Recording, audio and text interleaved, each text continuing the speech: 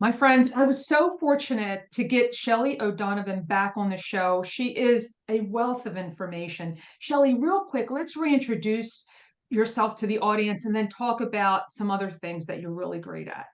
Sure. So I started my career in politics, then moved into healthcare where I was a lobbyist for a number of years and worked in the policy space, eventually went into pharma, and all of these places I was influencing on behalf of my employers, typically to get policy changes on behalf of patients as well. And so in all of these places, I started to learn a lot of ways to influence through the back door and found that folks weren't really using those ways to influence themselves internally in their careers. And then refocused my career, opened a business back around 2015. And I've been training at companies and doing one-on-one work with folks ever since.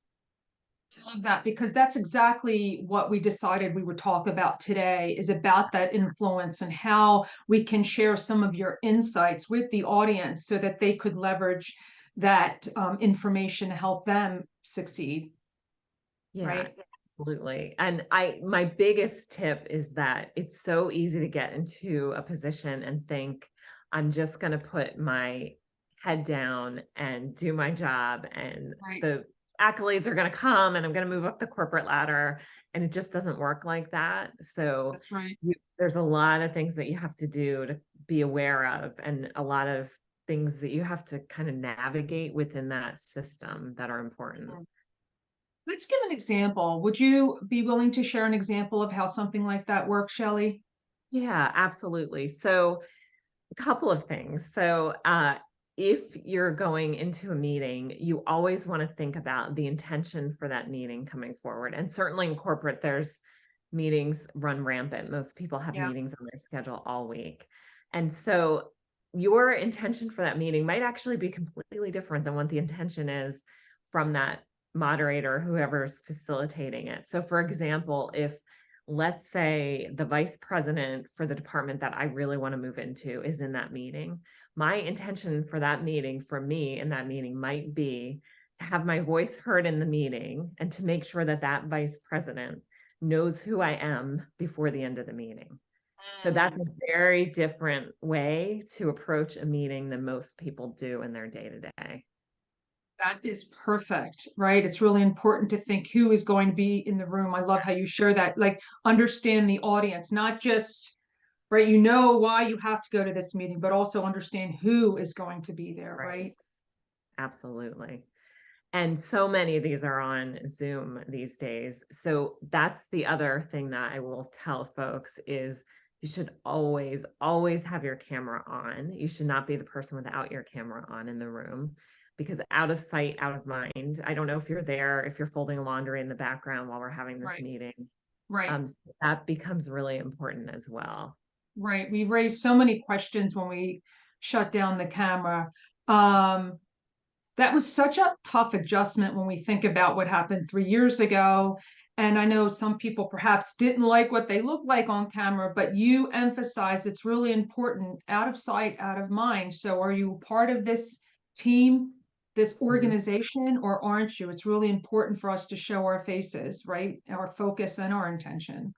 Absolutely. And I know people get hung up on, like, do I look good? Do I have makeup on? Like, Right. Zoom, so first of all, Zoom has filters and they will make you Yes, look they a do. little better, right? A little better than you are. But the other thing is, like, at least on a video call, like, you don't even have to shower. You just might throw some makeup on, pull your hair back. You Right. just have to look like a little bit presentable. And I would say the biggest tip I have for folks about that is lighting. So the better your lighting, the better you're going to look. So I can jump on a Zoom call with somebody, not have makeup on, and my as long as my lighting's good, I'm gonna look really well. If my Yes. lighting's not good, I can be made up, to the nines, and it's not gonna look good. So lighting's Yes. really important. Lighting is really important. And again, it's also a filter within Zoom. Like look at the filters or whatever virtual medium you're using to see what adjustments can be made. And I also think it's important to have an external camera, right? To have that clarity when you can, right? Absolutely. Anything you can do around that. But even it doesn't even have to be you don't necessarily have to be fancy if you're just, That's right. on with your company. When I first started my business, I didn't have a light kit. So I would just pull like every light in the house and pull those Yes. around, and it worked fine. Right, right. So important to think about lighting. What else can we share about influence and how we can stand in our, position?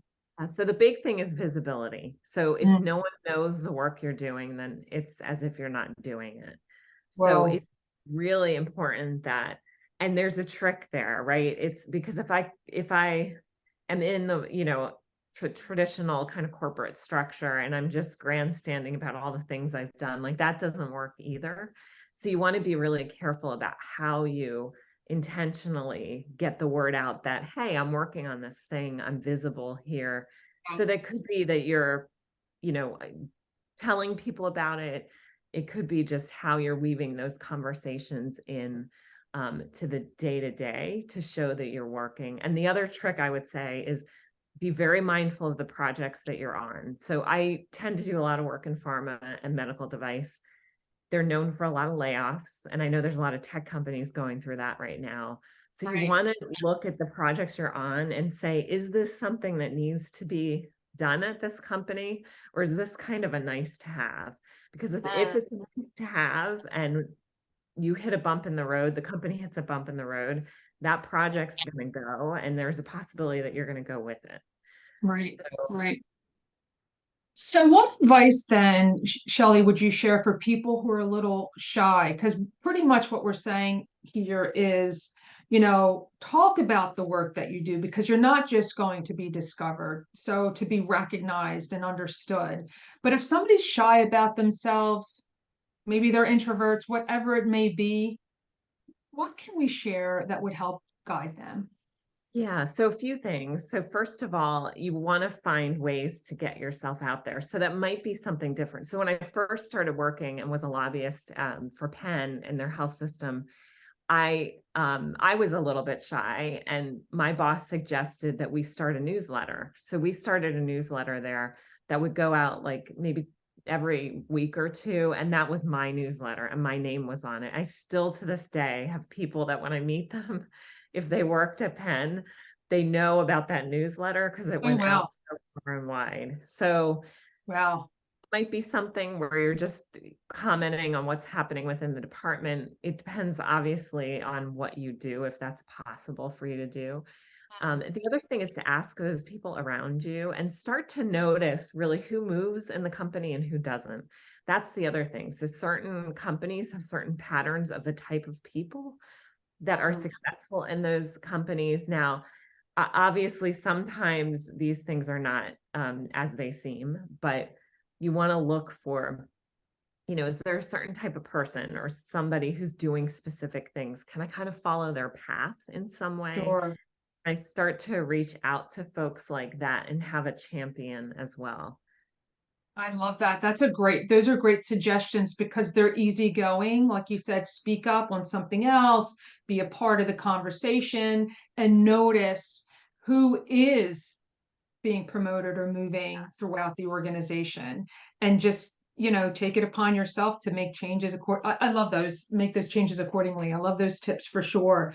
Um, so those are ways to get noticed. Is there something that we're missing here from an influential perspective that we want to share today?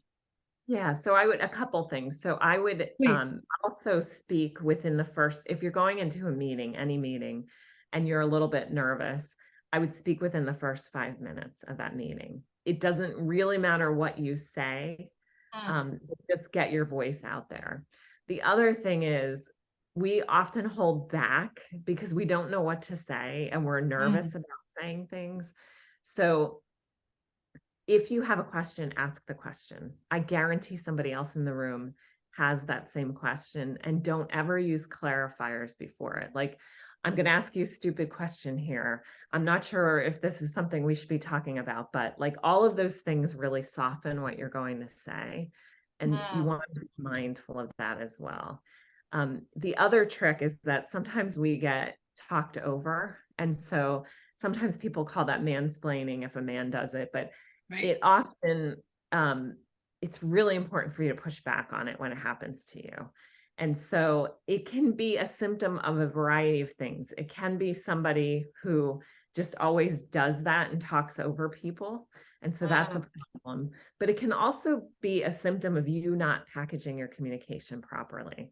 And what I mean by that is that it's so easy to just brain dump everything I know about a project instead of really thinking about what does Francesca need to know about this project that we're working on together? And starting with the headline of that, just like a reporter would do, what's the big idea? And then following that up with a few quick thoughts so that people can easily digest it and right. it'll give it more impact in that communication. Brilliant. So, real quick, what's the science behind speaking within the first 5 minutes? Why is that so important? I just want to hone in on this point because I understand it, and I just want everybody to walk away from listening to this and understand why it's so important. Yeah, it really is just a confidence builder because you Okay. can imagine if you and I are in a big meeting and I don't say anything and then we're like a half hour in and I really want to say something, I might feel like, oh, like I'm out of place now and like I haven't said Mm, anything the whole meeting. And so right. speak within those first few minutes, even if it's just the niceties of like, oh, that project's interesting, or just a little teaser question, that Mm. makes such a big difference in just warming you up personally so that you're ready to talk. Right. And it's important to be prepared for these meetings. So maybe it's something that you look over. Again, going back to a point that we made a few minutes ago about knowing who's in the room. So preparing in your mind, perhaps the point that you want to make that could help amplify your presence in the meeting. Because I think that's so important for people to understand why you're there, right? Yes, yes. And I always tell people meetings are not really impromptu discussions. They shouldn't be because that's such a waste of time if they are. Yes. So thinking about any meeting at all, if I had to make 3 points in this meeting, what would they be? And coming in with those prepared, and you'll be more likely to actually talk up in the meeting because you feel like you're prepared, right? You feel like Right. ready to tackle this.